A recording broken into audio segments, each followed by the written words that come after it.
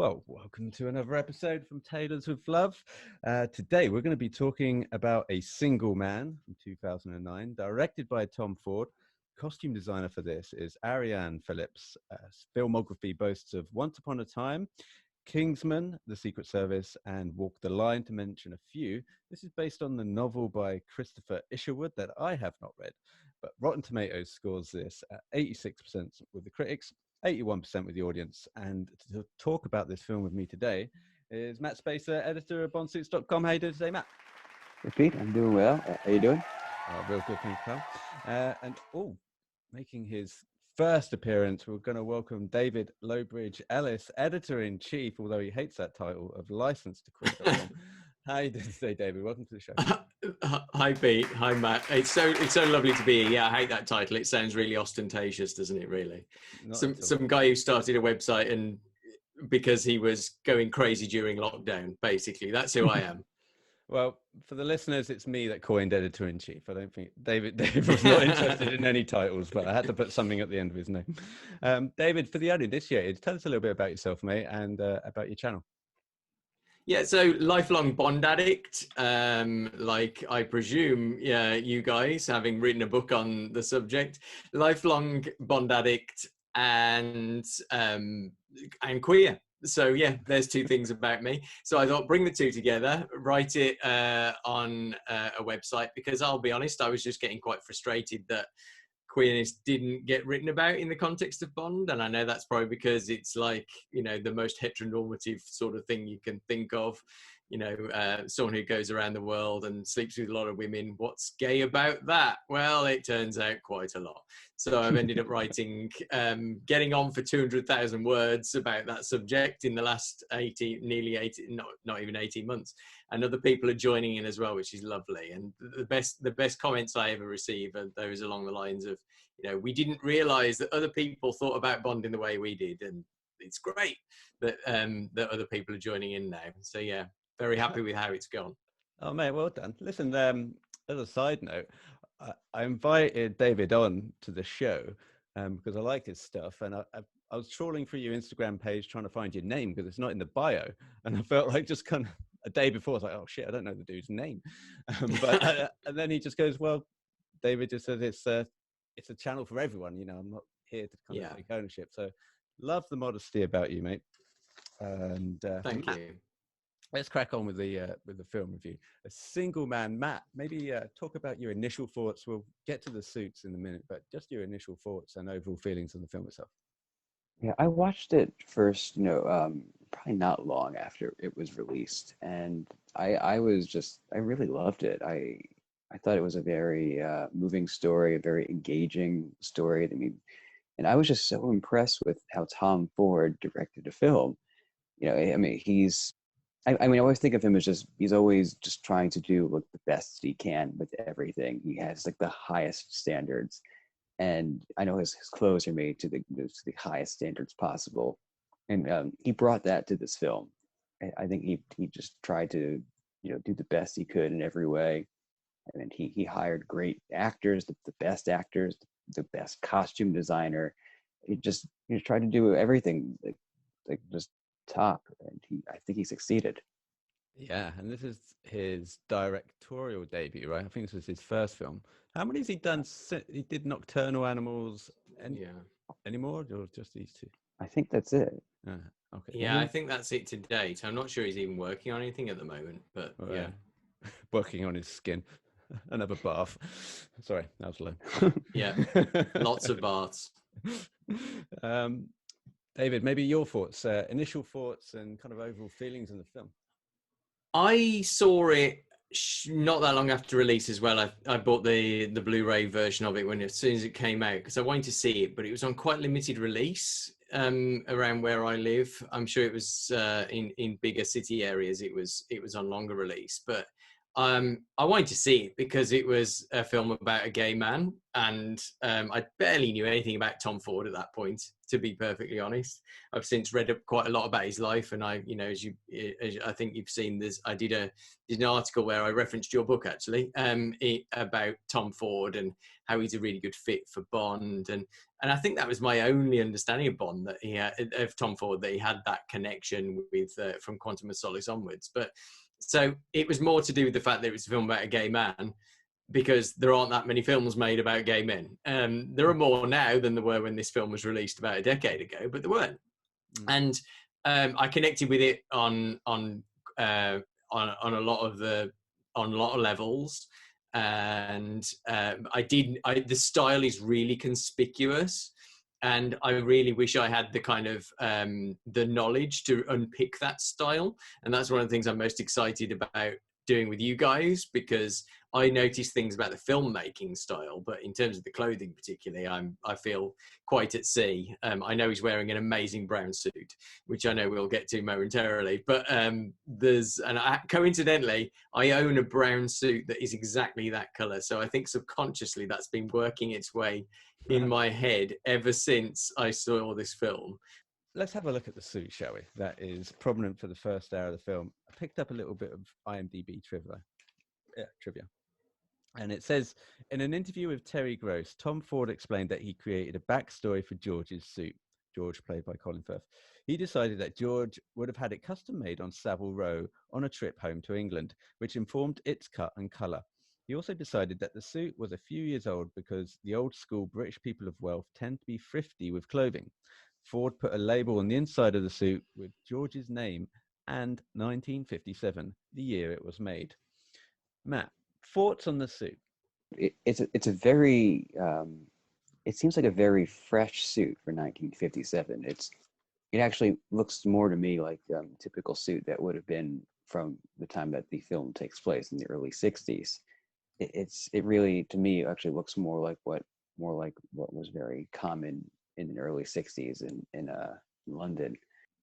But it's nevertheless, I think it's still it's a great suit. It's a very sporty suit. It as being in like, it's like a heavy brown herringbone fabric, which definitely makes it like a sportier country style suit rather than like a very formal city suit.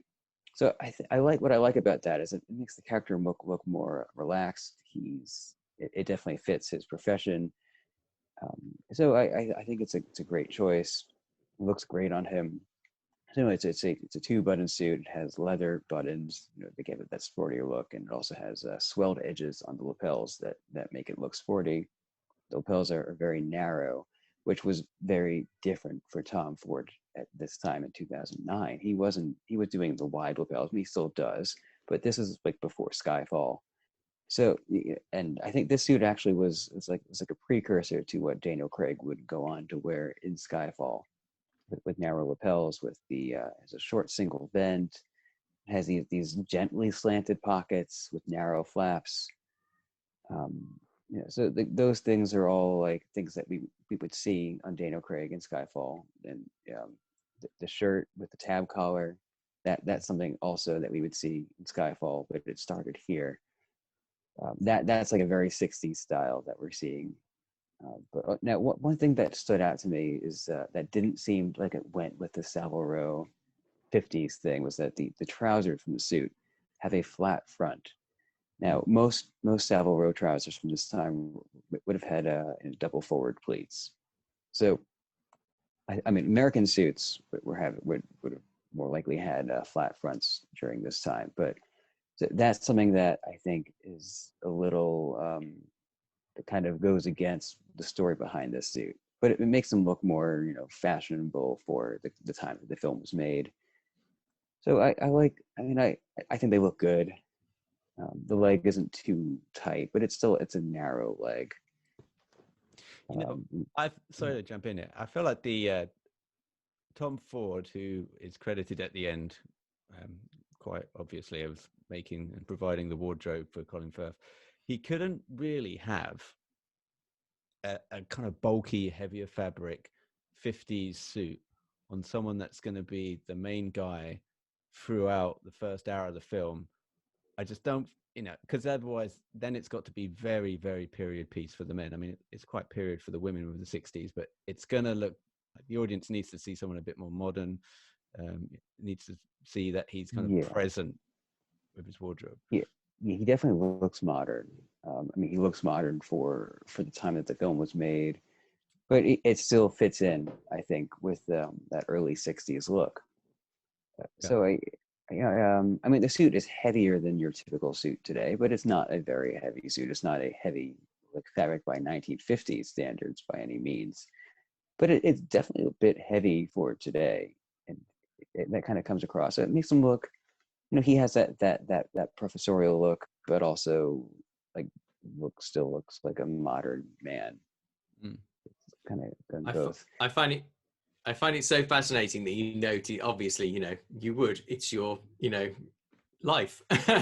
You notice all of those details because, most of that passes me by completely. I know that sounds like heresy, but we all notice different things in films, don't we? The thing that I noticed most about the suit was that it's obviously the character is having a breakdown. He's, spoiler alert, I'm sure anyone watching this will have seen the film themselves, but if this guy is having a breakdown, he's planning to end his life at the end of the day, and he's so perfectly attired, and I'm always in two minds about whether that suits the story and the characterization or not, that he's so buttoned up and he's putting on that performance, and he will put on the perfect clothing to kind of mask how he's feeling inside, or whether it is perhaps Tom Ford thinking, my name's on this film, people know me as a guy in fashion. There's no way I can have this guy in a rumpled, leather patches on the sleeves kind of, I'm not sure if professors wore those in the 60s or not, but that's the kind of image I have when I think of, someone who's, as a professor myself, someone who works in schools all the time. I don't wear leather patches on the sleeves, but I don't know. Do you guys think that do you think it helps the story or distracts from the story? Matt, you want to take I think it helps the story. I mean, some people want to go out, on top. He think maybe he does want to just, just have him being the top. he just wants to be. He just wants the end. Have the end be. Right. He wants to just. He wants to just make the last day a special day in some way by wearing the suit. Babe, I'm gonna have to call you back. I'm on the podcast. I'll call you back. Sorry about that. Yeah, all right, it's good. I mean, Matt, what I was going to say to that, David, I think he doesn't really know anything else. So when you see him in the morning and he's getting the shirts out, the shirts are kind of in the kind of blue little cling film tape. It's a very regimented routine that he does in the morning. And he says himself, it takes a while for him to get into the character of George. So, perhaps there is a slovenly side to him, but he doesn't know other people can't see that. And he doesn't know how to present that side to him to other people. So he has to be this buttoned up guy. Also, you got to think he has to look pretty sexy to pull Nicholas Hoult, or to at least have the idea of Nicholas Hoult be attracted to him. I mean, I wouldn't be surprised if he had one of those, patch tweeds in his closet. If he pulled out this, and I think it seems like one of his, it might be the most special suit that he owns. And it might have been why he wore it. He wanted to just, he seems like he loves his clothes. And his whole life is so perfectly ordered, isn't it? Like one of my favorite parts is before he tries to kill himself, which is probably my favorite scene in the film. I know it's pretty dark, but it's also hilarious. Where he lays out basically who he is in objects, and everything is so pristine and well ordered, and that's how he lives his life. Yeah, I love that scene as well, because you get to have a good look at the suit, and he leaves a little note about tying in a Windsor knot, especially, which is it's just all these little things kind of give you an idea. What's the significance of the Windsor knot? And again, this is one of those heretical confessions of mine, but I only know how to tie a tie in one knot. So what's the significance of a Windsor knot? Well, I think for his character, Windsor knot is just it's a more fastidious knot. I mean, it just, it has more steps involved than most other Right. typical knots. So that's probably, that's just, it's something that often that a lot of men that want to put more effort into their clothes might do. But at the same time, Right. it's a very wide, bulky knot, a very showy knot. So it's, I think that's part of it as well. It's the one that Fleming notoriously hated, right? Because it's a mark of vanity. I think he said in one of the books it draws too much attention to the face. Is that right, Matt?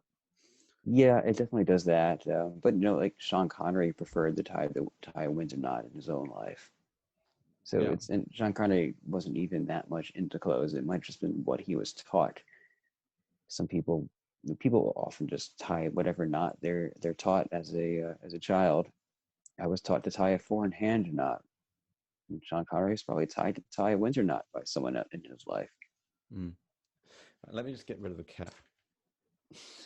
Oh, Got an what's the invasion. cat's name? His name's Filya. He's a blue Russian. So we've got two cats, Oh, Filya wow. and Manya. Let me just put him down. So it's quite a muddy film as well, isn't it? Like throughout. I mean, so throughout the film, he's wearing the the brown suit. He then gets into a kind of a black suit with brass buttons when he sees Julia Moore, or like metallic gold in a black jacket later on. But throughout the film, it's very earthy. It's very greens and browns, like the interiors of the car, the paneling in the bank when he goes to the gun range. So you get the sense that this is all on purpose, that his life is a little bit bland, a little bit dull and monochromatic. There's nothing too interesting going on in his life since the death of his partner. And yet when he does meet people on his final day, when he meets people that kind of enlighten his life, there's almost like a glow on him that's also on other objects, like the Coca-Cola fridge when he meets is it Carlos at the Yeah, yeah I the prostitute essentially. Yes. yeah. Now he's a tall glass of water. That scene I love. I mean, he just reminds me of I don't know the actor's name, but he reminds me of like a Levi's advert back in the 60s. I mean, he's just got that very classic look, but the whole scene is lit beautifully with the kind of pink smog, and then the smoking over the view of LA in the background. So Ford is very, very precise with everything looking just beautiful, like a photo almost, or like a cover shoot. Did you I pick that, think that's David? one of my, yeah, I think it's one of my favorite elements of the film. So as I rewatched it, knowing we were going to do this, and I didn't get them all, but it's not just Carlos. It's not even people necessarily all the time. There's the girl in the blue dress in the bank, that really lively blue dress. Preceding that, the first one I think is the tennis players he sees on his way across the campus. And obviously they're shirtless, attractive men. So you kind of get the idea that it's, sexual desire that's reawakening himself. But you also see a rose later on. So he's inanimate objects as well. And I think that's one of the cleverest touches of the film, because the book is quite interior. It's really about what's going on in his head. And I think that's so hard to do on film. But I think that's one of the best things about the film, that you get that sensation of, as he experience. I don't know. Once you put it into prose, it doesn't sound as poetic anymore. But the world gets more saturated when he's kind of feeling like he's coming back to life. That's how I sort of take it. Is the book very close to the film? It follows the same story. If you were to say what the story is, you'd say it's almost exactly the same. I mean, there are certain things in the film, like you've said, the whole younger student seducing him or vice versa. That's a bit more. No, it's not even implicit. It's just different.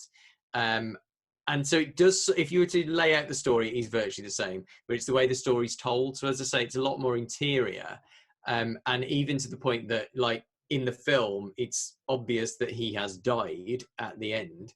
It is less obvious in the book, because Christopher Isherwood, the novelist, describes what's going on inside his body and says, this is one of the possibilities. Just imagine that one day this would be happening to him. And I always take that ending. It's a brilliant book. It's so good. I just kind of sat there and read it in one go when I read it the first time a few years ago, years after watching the film. But I took it as being Isherwood almost telling you, and again, it sounds really cliched and not poetic at all when you put it like this, but you know, every day could be your last, so enjoy yourself. And that's sort of there isn't really a kind of moral message or whatever to the book, but that's what I took away from it. I don't actually get that from the film. Do you know? I don't know. Sorry to cut in there, but I actually did get that kind of subtext from the film, and I think I might have put this in the notes, that there is a freedom in the way that he lives his last day, that he confesses like to the girl, the secretary in the school, that she looks lovely, especially when she smiles, or you know, he's going around complimenting the cleaner as if he's kind of saying, as if he's having the last conversations with these people. And I think he's getting that freedom. And also you have the backdrop of the Cuban Missile Crisis, so he has that conversation with the other teacher about that, you know, the kind of the fruitlessness of everything. You know, why are we doing anything? Why does it matter? Because it's all going to be over very soon. And it's not just George that experiences that. I think that is actually going on, and it's kind of wrapped in the 60s, isn't it, as well? So everyone has that kind of nihilistic vibe about them. Matt, did you pick up any of that?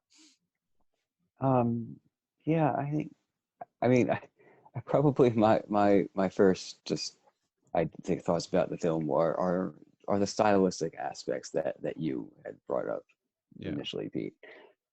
So I'm kind of just watching this film for the style of it, for the shots, for the just his beautiful house, all these things. It just, you know, it's just, to me, just there's so much, there's a lot of that lifestyle in the book, in the film, that kind of distracts from some of the story. Yeah, but I don't know how it can be a little hard to pay attention to both parts of it.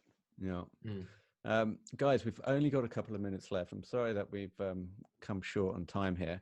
I wanted to just wrap things up and ask if David, if there was anything from the film that came up for auction, what would you choose from this film? You can't have any cars because that would be too obvious. This is an easy one. Nicholas Holt's pink jumper. Nice. Is it pink? Because I thought it was like white. It is pink, but it looks paler. But then when things get more saturated later on, it's bright pink. I want that pink jumper.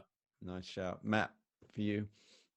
You know, there's a great shot of Colin Firth's black Oxfords.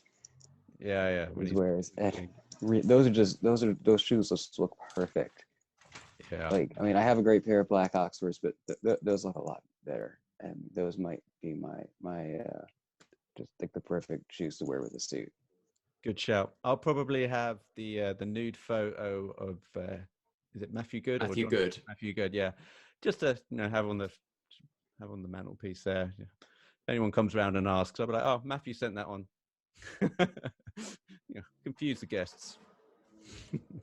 Did you guys notice it was John Hamm on the phone? I didn't notice it. Yeah, I didn't notice, and now I thought, oh God, that's like eerie. Yeah, I didn't notice the first time. Yeah, good, Paul. Guys, sorry that we've run out of time. Matt, David, thanks for jumping on. Matt can be found over at bondsuits.com and on Instagram at bondsuits. David, you're over at License to Queer, Instagram and the blog. Gents, take it easy. See you on the next one. Okay. Take care. Thanks, Pete.